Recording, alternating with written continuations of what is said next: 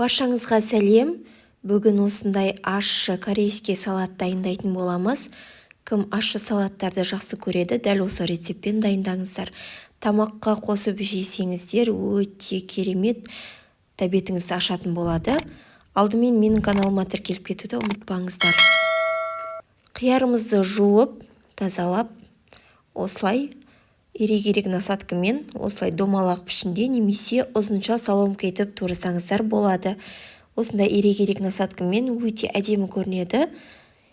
Дәл осылай болып шығады. Енді қиярларымызды барлығын турап болғаннан кейін бір ыдысымызға саламыз.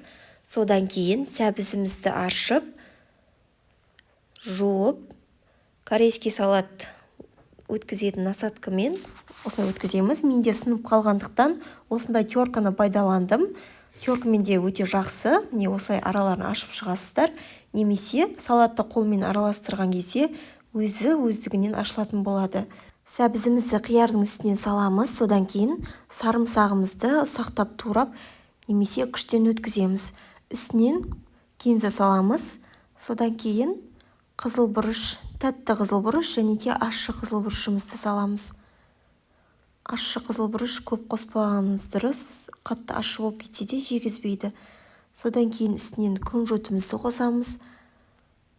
3 ас қасық соевый соус қосамыз.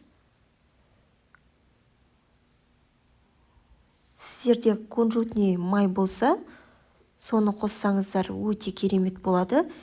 Мен бірақ зайтун майын қостым. Сіздерде ол да болмаса, кәдімгі сұйық майды қоссаңыздар болады. 3 ас қасық зайтун майын қосамыз. Содан кейін 70% уксустен 1 шай қасық қосамыз. Барлығын жақсылап араластырамыз. Міне бізде соусымыз дайын болды салатымыздың. Енді қияр мен сәбізіміздің үстінен құйып, жақсылап араластырамыз. Қасықпен немесе перчатка киіп, қолмен араластырсаңыздар тіпті керемет болады.